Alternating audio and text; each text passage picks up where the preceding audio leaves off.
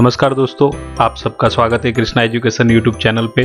दोस्तों, इस चैनल पे हम आपको इंटरनेट, एंड्रॉयड, कंप्यूटर के प्रोग्राम के बारे में जानकारी देते हैं। दोस्तों, आपने अभी तक हमारा चैनल सब्सक्राइब नहीं किया हो तो प्लीज़ सब्सक्राइब कीजिए। सब्सक्राइब करना बिल्कुल आसान और फ्री है। जी हाँ दोस्तों, आपने बिल्कुल सही सुना है, हमारा चैनल सब्सक्राइब करना बिल्कुल फ्री है। आपको अपने ईमेल अकाउंट में लॉगिन होने के बाद हमारे यूट्यूब चैनल पे रेड कलर वाला सब्सक्राइब बटन दबाना है। दोस्तों, हमारा चैनल सब्सक्राइब करने से आप घर बैठे ही मुफ्त में आपको इंटरनेट, एंड्रॉयड, कंप्यूटर के program, tally ERP 9, Photoshop, Corel draw, page maker, MS office 2010 की सारी जानकारी मुफ्त में मिल जाएगी। तो दोस्तों, अभी ही सब्सक्राइब कीजिए। और दोस्तों, आपने हमारा चैनल पहले से सब्सक्राइब कर दिया हो तो दोस्तों आपका बहुत बहुत धन्यवाद। तो दोस्तों, आइए हम आगे सीखते हैं।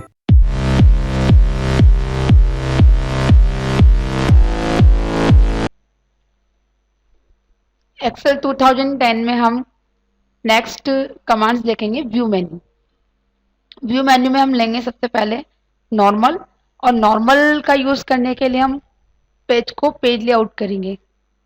पेज लेआउट पे क्लिक कर देंगे तो हमें हमारी शीट का यहाँ पर व्यू दिखाई देगा। इसके बाद हम इसको वापस नॉर्मल करेंगे। तो जैसे हम किसी भी शीट का प्रिंट आउट लेते हैं तो उसका हम यहाँ पर नॉर्मल व्यू देख सकते हैं कि हमारी शीट कितनी टाइप हुई और किस तरह से हमारी शीट का प्रिंट आउट यहाँ पर हम निकालेंगे। नॉर्मल पे क्लिक कर देंगे वापस नॉर्मल करने के लिए। फिर हम लेंगे यहाँ पर पेज ब्रेक प्रीव्यू। जैसे हम पेज लेआउट में जाएंगे और यहाँ पर पेज का ब्रेक करेंगे। जैसे हमने यहाँ से पेज ब्रेक कर दिया, कर्सर क्लिक किया, इंसर्ट पेज ब्रेक। अब इसका व्यू हम देखना चाहते हैं तो हम व्यू में जाएंगे, पेज ब्रेक प्रीव्यू पे क्लिक करेंगे तो हमें यहाँ पर पेज का ब्रेक दिखाई देगा कि हमने कहाँ से इसको ब्रेक किया हुआ है। उसके बाद हम इसको शीट को बढ़ा सकते हैं यहाँ से, तो हमें यहाँ पर पेज नंबरिंग भी दिखाई देगी। तो इस तरह से हम यहाँ पर पेज ब्रेक प्रीव्यू देख सकते हैं। इसको वापस नॉर्मल करने के लिए हम नॉर्मल पे क्लिक कर देंगे। पेज ब्रेक को हम नॉर्मल करेंगे, पेज लेआउट में जाएंगे, ब्रेक, रिमूव पेज ब्रेक। फिर लेंगे हम यहाँ पर फुल स्क्रीन। जैसे हम हमारे एक्सेल शीट को पूरी स्क्रीन में देखना चाहते हैं तो फुल स्क्रीन पे क्लिक कर देंगे तो हमें एक्सेल की पूरी स्क्रीन यहाँ पर दिखाई देगी। इसको नॉर्मल करने के लिए हम राइट क्लिक करेंगे, माउस से राइट क्लिक करके लास्ट में हम देखेंगे क्लोज फुल स्क्रीन।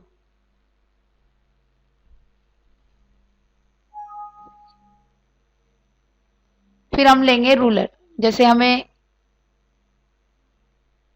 यहाँ पर grid lines, formula bar, headings, इनको हाइड ऑन करना है तो हम ग्रिड लाइंस को यहाँ पर ऑफ कर सकते हैं, फॉर्मूला बार को ऑफ कर सकते हैं और हेडिंग्स को भी हम यहाँ से हाइड कर सकते हैं। हमें वापस शो करना है तो इनको तीनों को वापस से चेक कर देंगे।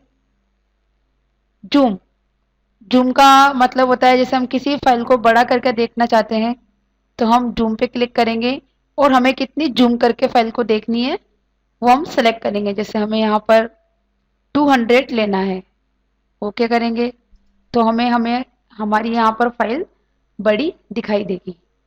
इसको अगर और भी ज़्यादा जूम करना चाहें तो हम जूम टू सिलेक्शन पे क्लिक करेंगे। नॉर्मल फाइल करनी है तो हम 100% पे क्लिक कर देंगे। न्यू विंडोज, जैसे हमें हमारी इस फाइल की और भी विंडोज ओपन करनी है तो न्यू विंडो पे क्लिक करेंगे।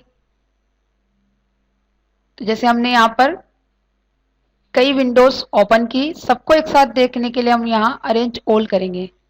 अरेंज ऑल करके हम टाइल्ड में इसको देख सकते हैं तो हमें टाइल्ड में ये विंडोज इस तरह से दिखाई देगी। फिर हम वापस आएंगे अरेंज ऑल में, हॉरिजेंटल, ओके, हॉरिजेंटल इस तरह से दिखाई देगी। फिर आएंगे अरेंज ऑल वर्टिकल, ओके, ये वर्टिकल दिखाई देगी। फिर अरेंज ऑल में आएंगे कैश कार्ड, ओके, तो इस तरह से हमें ये विंडो दिखाई देगी। इनको हम वापस क्लोज करेंगे तो एक एक क्लिक करके हम इनको क्लोज करते जाएंगे। स्विच विंडो में हम कितनी विंडोज हमने ओपन की हुई है हम यहाँ पर देख सकते हैं। जैसे हमने 3 विंडो यहाँ पर ली है तो हमें तीनों विंडो इसमें दिखाई दे रही है। फिर इन सबको यहाँ से बंद कर देंगे और एक विंडो को हम मैक्सिमाइज कर लेंगे। नेक्स्ट इसके बाद हम देखेंगे फ्रिज पेन्स।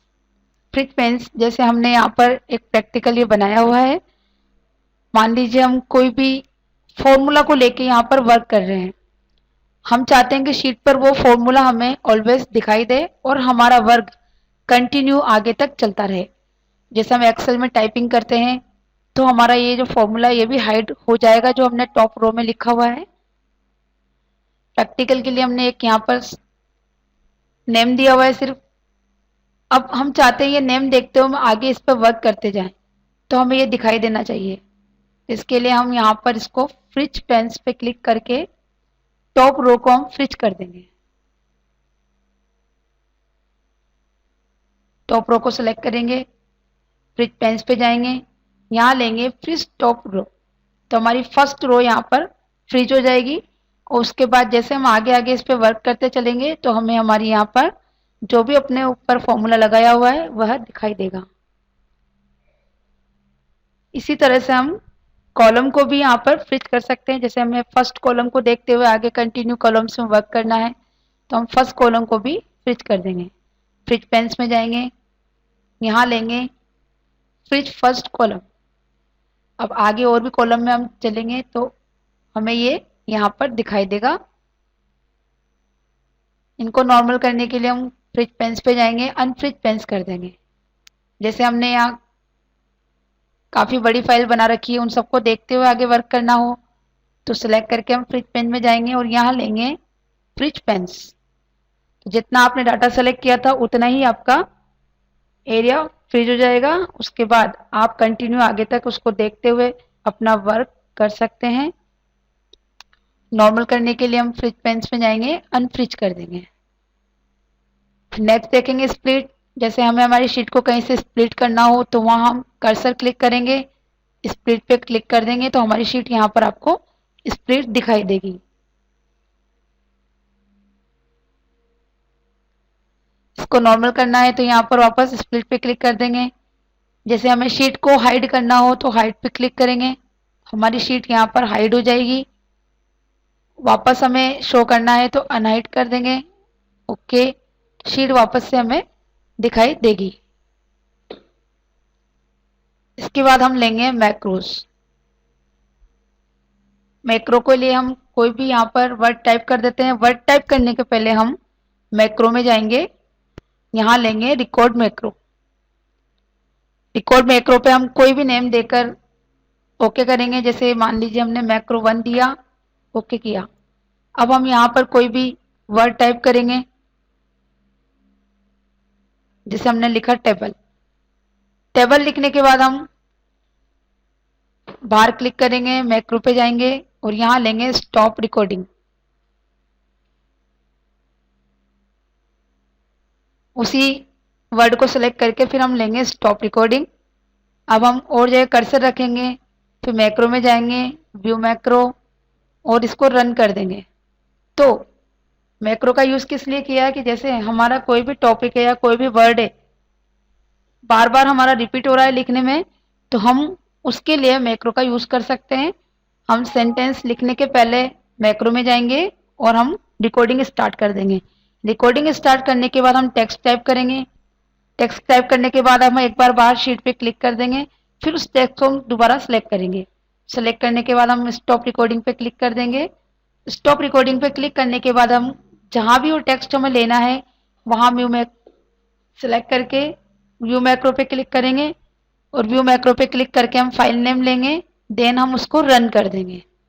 तो इस तरह से हमारा टॉपिक यहाँ पर जहां चाहे हम ले सकते हैं। जैसे हमने यहाँ कर्सर रखा, व्यू मैक्रो पे गए, मैक्रो 1 रन, तो हमने टेबल का यहाँ पर 3 बार इस तरह से यूज किया। इस तरह से हमारे एक्सेल 2010 की सारे कमांड्स हमने देखे। अब आपको नेक्स्ट हम आगे बताएंगे। धन्यवाद। दोस्तों, आपको हमारा ये वीडियो पसंद आया हो तो प्लीज़ इसे अपने दोस्तों के साथ शेयर करें, सब्सक्राइब करें और लाइक करें। अगर आपको कुछ जानकारी चाहिए तो प्लीज़ कमेंट करें। Thank you for watching.